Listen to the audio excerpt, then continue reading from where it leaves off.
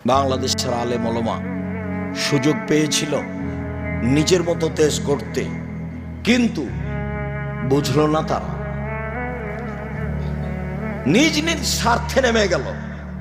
সবাই বসে, যারা মনে করে আমরা কোরআন হাদিস বুঝি, হানাফি হোক, শাফি হোক, মালিকি হোক, হাম্বলি হোক, যেই হোক না কেন, তারা যদি নিজ স্বার্থ ত্যাগ করে বাংলাদেশের মাটিতে পরামর্শের ভিত্তিতে নেতা নির্বাচন হবে, এই পদক্ষেপ যদি তারা হাতে নিত, তাহলে যারা গাদ্দারি করছে, করেছে, করবে, এরা সুযোগ পেত না। কিন্তু আমি আর আপনি তো সুযোগ নিলাম।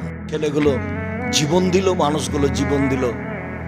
পানি লাগবে, পানি লাগবে, পানি লাগবে।